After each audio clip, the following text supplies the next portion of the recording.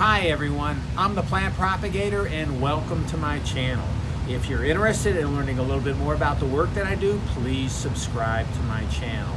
Today, based on some comments that I've gotten over the past few weeks, I want to talk a little bit about deflasking of orchids.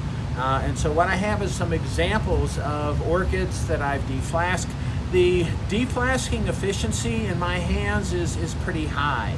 And it's not that hard to do, and apparently some of you are struggling with some of the aspects of this. So I want to go into it in a little bit more detail, and I've got some examples of some things that I want to share with you. So let's start out with what are flasked orchids. Well, flasked orchids are orchids that are growing in containers under very high humidity conditions, like the one shown here. So these are flasked orchids of one of the Cattleya crosses that I made, and again, these growing very vigorously.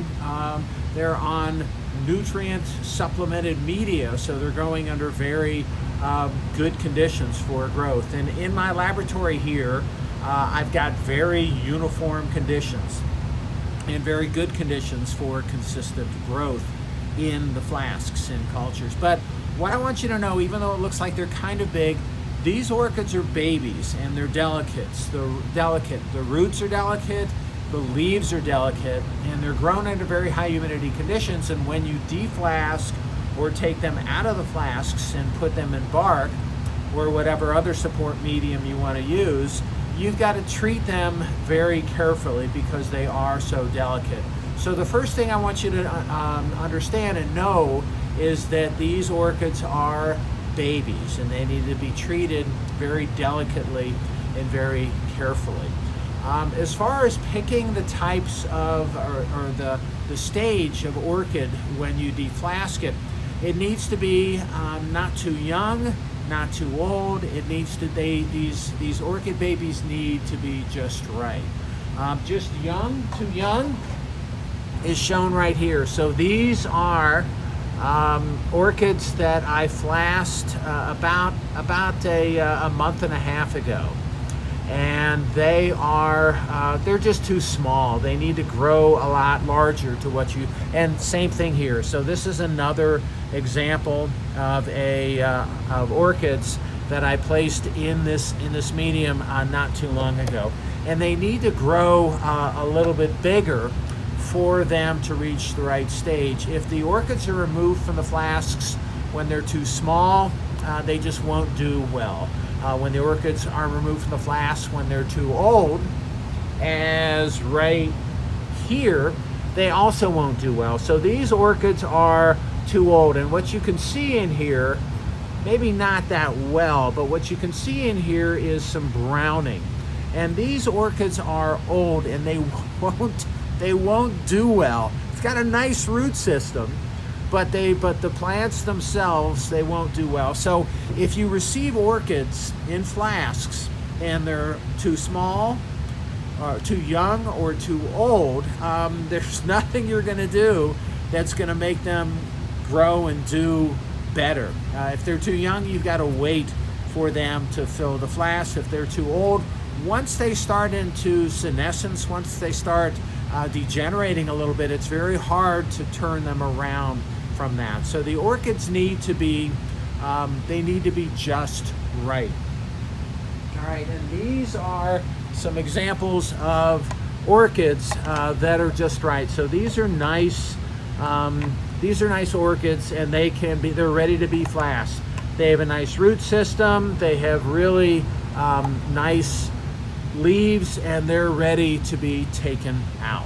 All right. So again, if you're having issues with deflasking, it might not be you. It might be that the orchids that you'll get just are too young or too old, or they're just not right. A lot of times you also have orchids that just aren't very vigorous, that it's difficult to work with and difficult to do.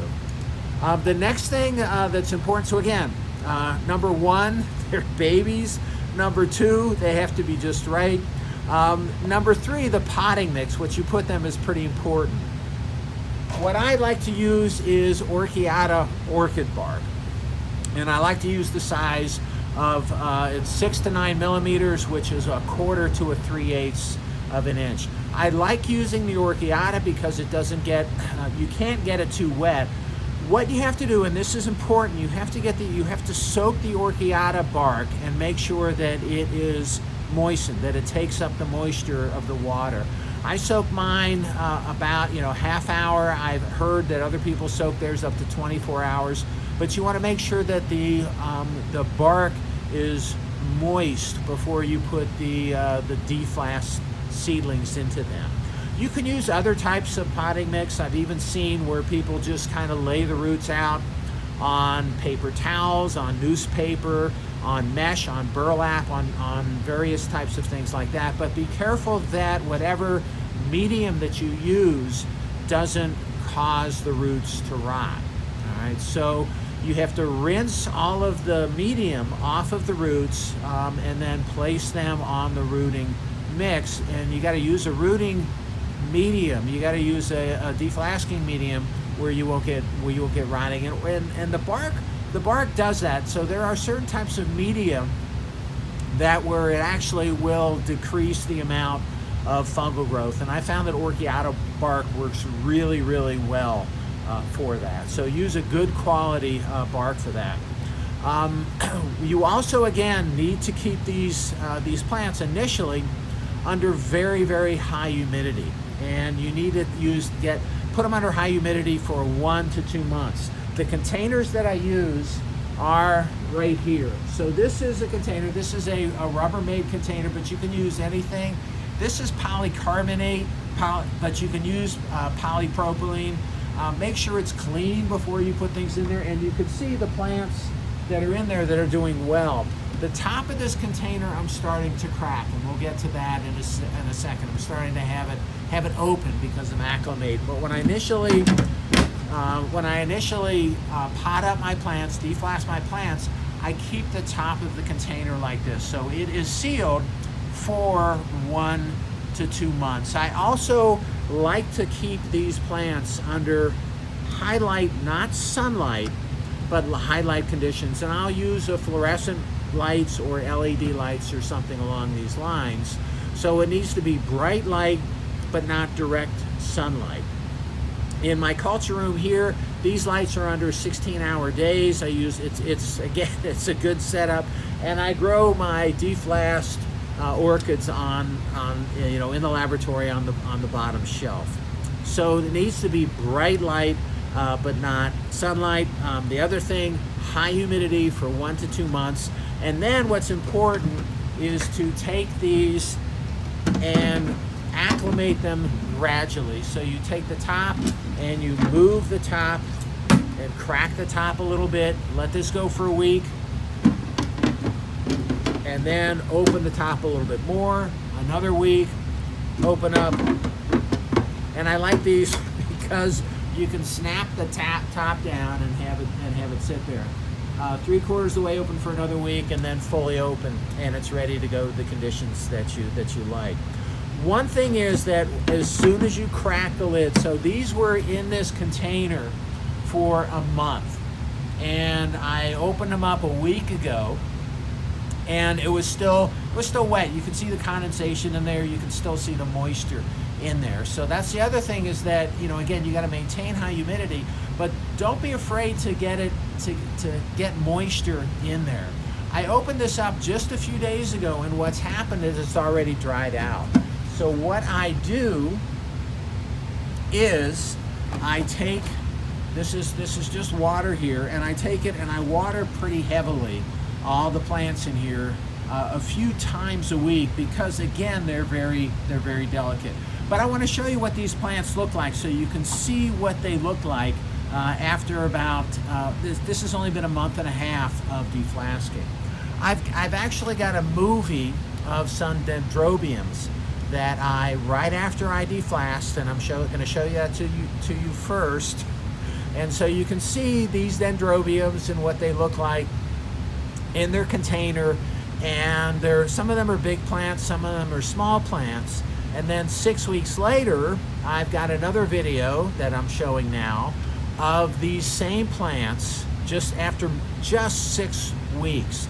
And what you can see is how much growth you get out of these plants in just 6 weeks. So there's residual nutrients that are in the plant that are from the medium that was used previously during flasking, and those will support the growth. Again, so these are plants before or right after flasking, and we'll take a look at that again.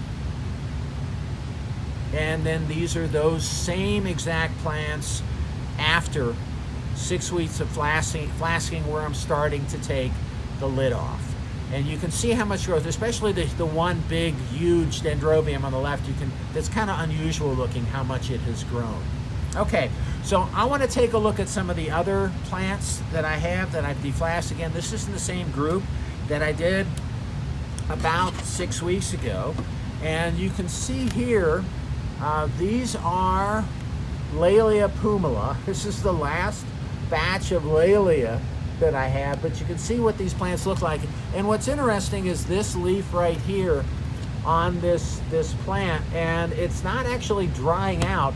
There's some red coloration in these leaves, which is interesting. I always like to have plants where there's something unusual that you can see in the seedlings. And this one is unusual because there's some deep red coloration in those leaves. But let me show you, I've got some dendrobiums here that I want to show you what they look like. And while we're talking about the red coloration of the leaves, this is a dendrobium, and what you can see here is how red the leaves of this dendrobium are. This is neat. And what this means is that you're probably going to have dark red flowers on this dendrobium. This is dry. I need to rewater this. This is out of another dendrobium from the same group, and you can see this has just gotten really big. The root right here, and it's growing. It came out of the bottom of this is a 2-inch pot. This has grown really tremendously in 6 weeks. And the interesting thing is that when I pulled this out, I had to pull it out pretty hard because this root had stuck to the bottom of the container. One more dendrobium that I want to show you here.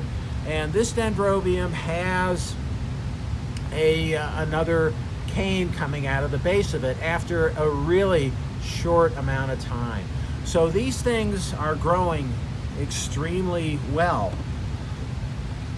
And what I want to, now I got these back in here, but what I want to show you is, again, what you have to do with these plants about every week when you start taking the flask off is just water them, and water them well. And you can water them with nutrients as well, but I'm just using water here. And I water them well because they're still delicate and they're still acclimating. So I'm getting things really wet. I'm getting the container wet because it is, I'm in my lab in the winter time. It's November. It was cold outside. The humidity is low, so I need to maintain high humidity here because it is so dry. So I watered these. I'll water the other ones that I have, and then I'll adjust the lid to have it about half of the way off, shown right here. It was a quarter of the way off after a week, and now it's half the way off. And I'll gradually acclimate and gradually expose these to these lower humidities before I transfer them to the greenhouse. In the greenhouse, these plants tend to do also really, really well. So the plants in the greenhouse, they're actually watered every day on a mist system, and the greenhouses are really high quality. They're research grade level greenhouses that I put these plants in. But you can take them, if you have the right conditions, you can just acclimate them under other conditions as well once they're exposed to ambient humidity. But if you deflask plants like this, the survival rate is really very high. It's, with me, it's close to 100%, but 95% is not difficult at all using these deflasking approaches. All right, so again, the plants in the greenhouse do really well, very high survival if you use these methods. All right, so I hope that gives you kind of an overview of the deflasking method, and I hope you find this useful. If you're interested in learning a little bit more about the work that I do, please subscribe to my channel. And happy propagating.